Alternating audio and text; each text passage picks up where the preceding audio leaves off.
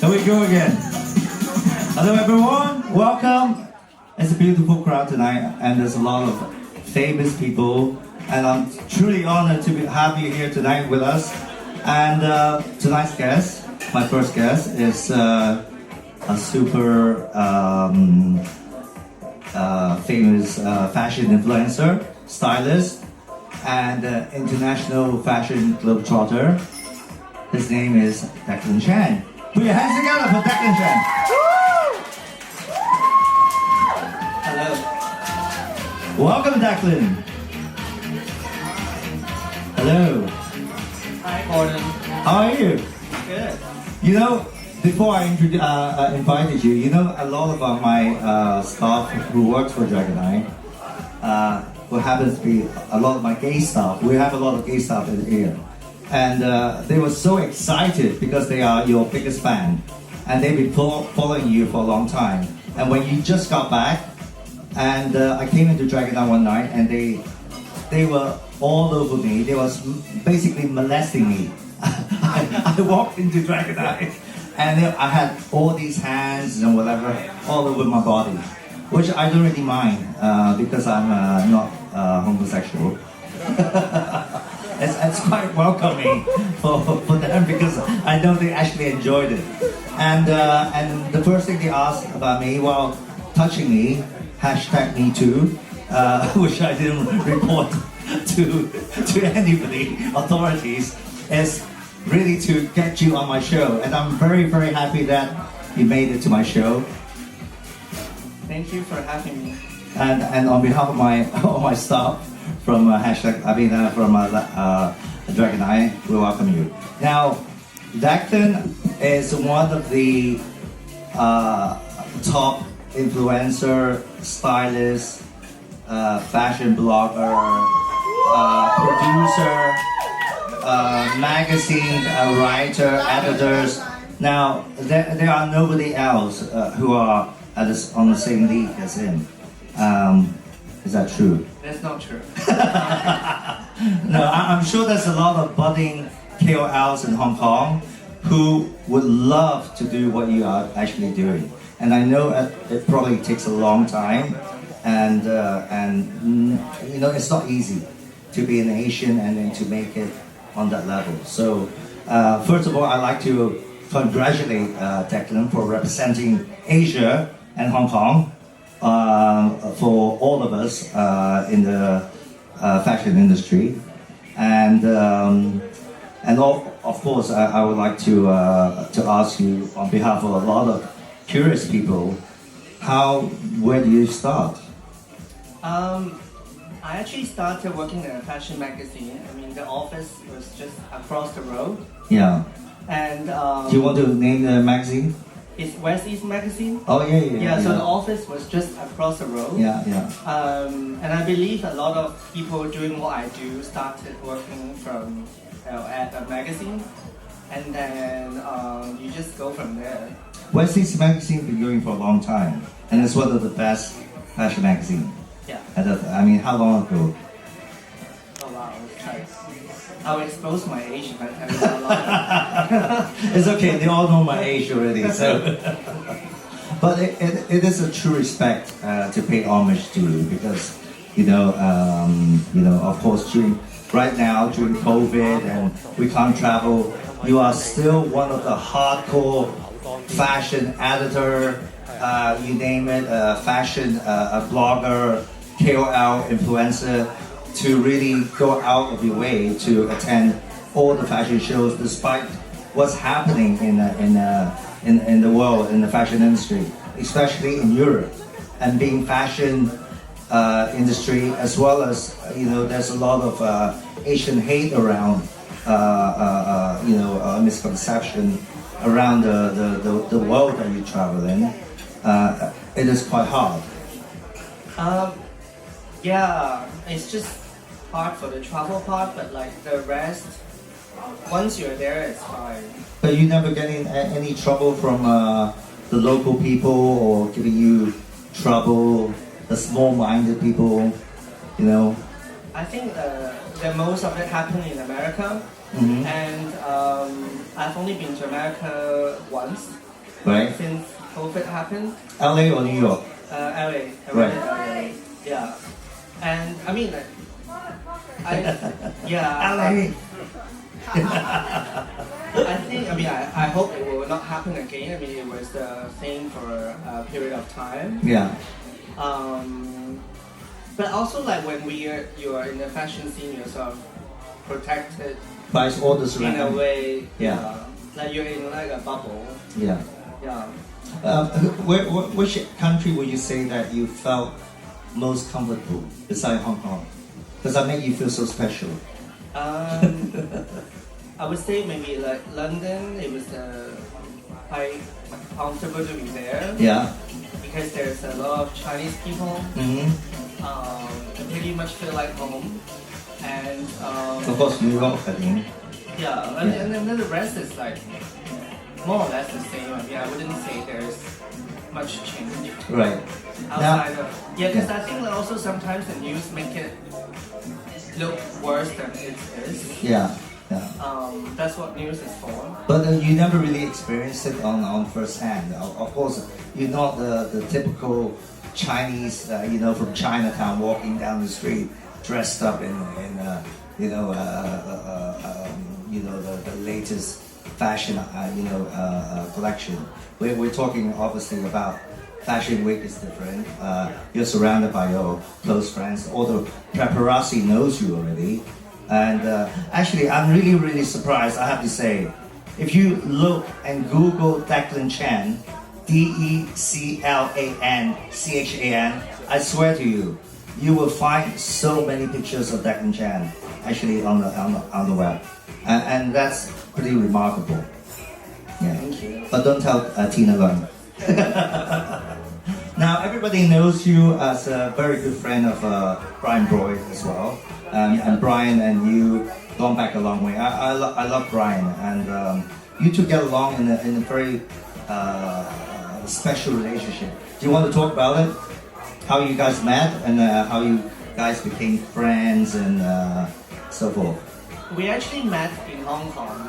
Yeah. Because at that time I was working at Lane Crawford, and then I flew him over for an event. And then when we were at that event, like we bonded, and then the rest is history. How many years ago? Like Oh, that will be showing your age again. 18 years ago. Oh, really? Wow, that's Yeah. more or less the same time as we opened Dragon Eye. Yeah. Yeah. Wow. Yeah, a long time ago. Right. And how do you became? I mean, obviously you met him first time. He was at that time, I think, already one of the 18 years ago for Brian to make it big in the fashion industry. Sitting in the front row, like all the editors, there's a lot of haters because that's the time when a lot of the fashion industry people didn't really understand why fashion bloggers are more important than fashion editors. Is that correct? I mean, I don't think it's more important or not. I mean, I think everyone got their seats. Yeah. It's just the influencer seats get bigger. Mm-hmm. Yeah, so that's more chance for more people, Yeah. which I think is great because everyone who works in press as in magazines, they will never leave their jobs anyway. Yeah. So if you want to create your own job, it's just easier to be an influencer, so to speak. So tell me, how many years have you started actually getting involved with, besides the West East magazine, which is an amazing magazine, by the way. Yeah. I really admire the founders. Of course, I know who they are. But of course, in those days, before even social media, right? You're already part of that game, and to build your reputation during that time is pretty different. And then you totally transform yourself, and you needed to keep yourself up, especially with social media. You are one of the most funny TikToker I know. Unfortunately, we no longer have TikTok in Hong Kong, so or else I could have beat you in TikTok with followers. But I think you are very good at adapting to a lot of the trends and also what's happening.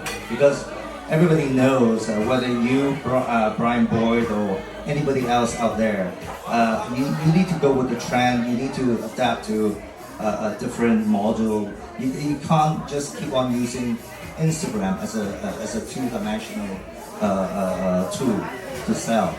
So I have to say that you've been very, very good at it. And so is Brian. So I don't really want to keep bringing Brian in here but I know that there's a lot of people know you, that you and Brian are super, super close. What makes your special bond with Brian that super close? Because he's an awful human being and so am I. Hold on a second. He said he's an awful human being. You mean he's a fucking animal? I love you, Brian Boyd, wherever you are. So we kind of click. Yeah. Actually, it's very funny because a while ago when Declan actually traveled to visit Brian, I have to bring it up.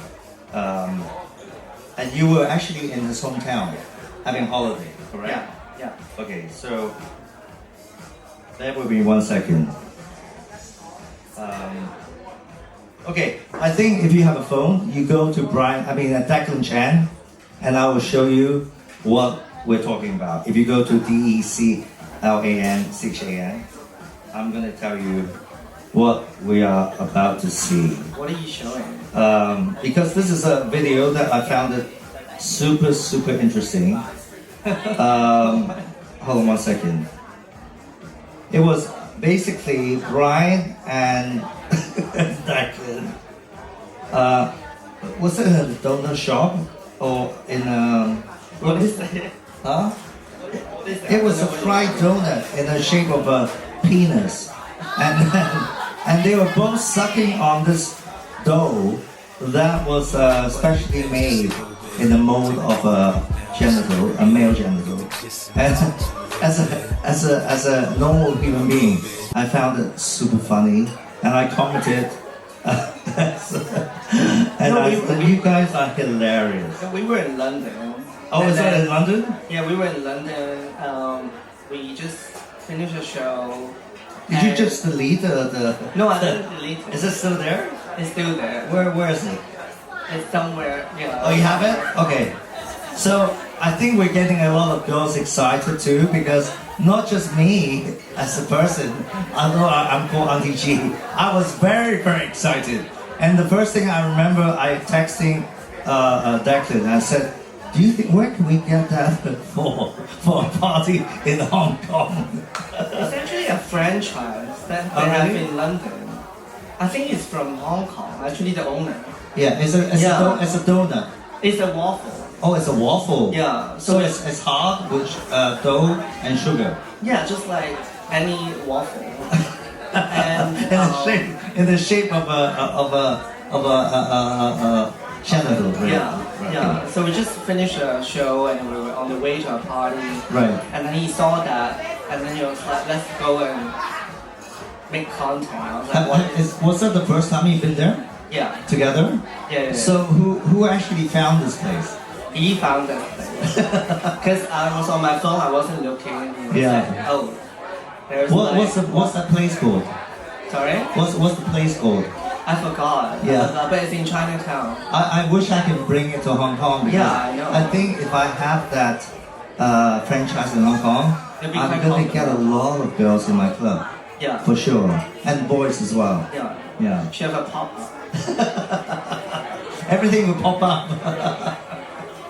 So, Declan, tell me, during your, obviously, I have to say, during COVID, hardly any editors or fashion stylists, writers actually went to Fashion Week, especially London, New York, Paris, and Milan. Now, you were the only one, literally, the only person from Hong Kong actually travel all the way. Besides the people that we know, like Tina Lar, who happens to be there already in New York, we can give Tina a shout out.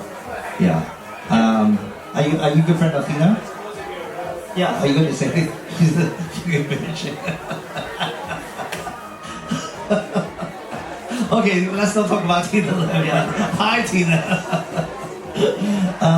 Okay, so as for you to travel all the way there, knowing that you need to come back for 21 days quarantine, it's pretty hardcore, and you're putting really your life on the risk for fashion. Yeah. And so, of course, a lot of people don't really know how much work that you need to put into it because, of course, nowadays when you travel to Europe, there's so many restrictions and whatever, and with before, it's obviously different. I mean, the whole world has changed, even in the fashion industry. But for you are still pretty much, you wanted to, enforce that we are still representing Hong Kong, still representing magazine from Hong Kong to represent different. And of course, you were also doing some freelance work for my magazine, Fashionista, and I'm super grateful for it. But I think you're the only person who really gone out of the UA. You must really, really love it, correct? Yeah, I mean, it's what I do and it's what we do. Yeah, the restriction thing is unfortunate, but I just think I don't know when it's going to change. And I'm not going to wait for it. Yeah, because fashion is not going to wait for you. So you just have to do what you have to do. Are you the only person out there? But of course, besides all the Korean stars, because you were covering many shows for Dior, Celine. You bumped into all the girls from Blackpink, and you were right there, reporting on everything on live.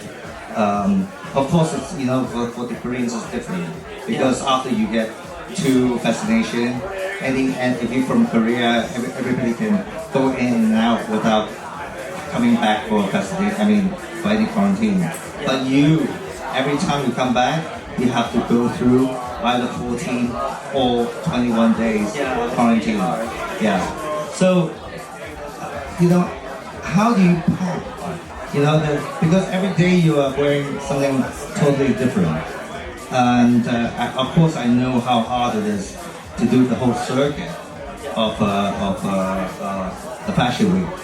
From one brand to another, you have to hire a band, you have to change accordingly, And so how do you usually work?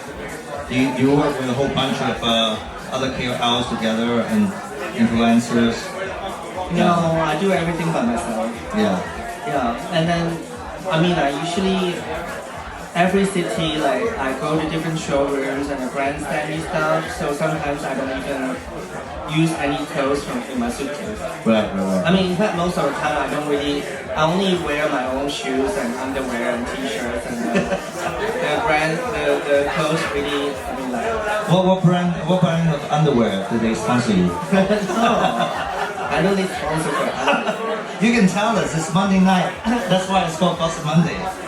No, it's just because you work with more and more brands, so you just wear their clothes. Okay, I have to ask you a question. Since you mentioned about underwear, and of course we wanted to get some juice out of it. What kind of underwear would you prefer to wear out of all the brands in the world? What's your favorite underwear? I'm still influenced by all these years of advertising of Calvin Klein. Okay. Yeah, so I'm still a Calvin Klein fan. Right. Okay. Yeah. Okay. Good. That's a very honest question.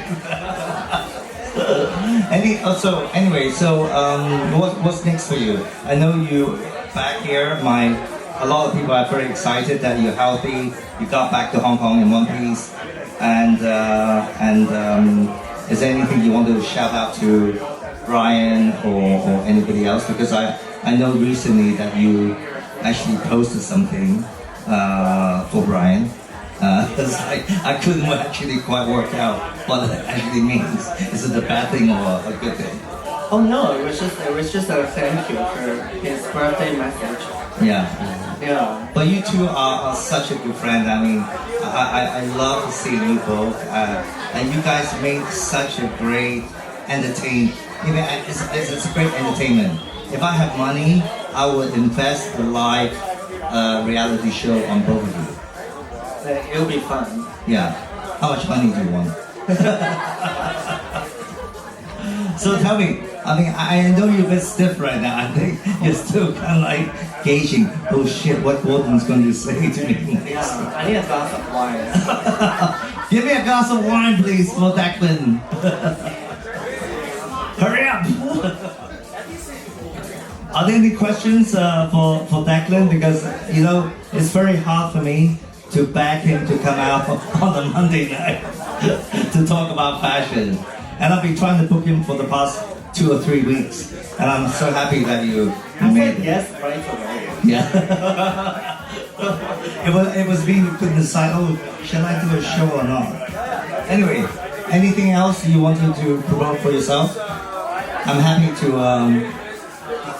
I'm looking forward to Friday, which we're going to share the stage. Oh yes. We will be at the event this Friday at K11. Yes. Yeah.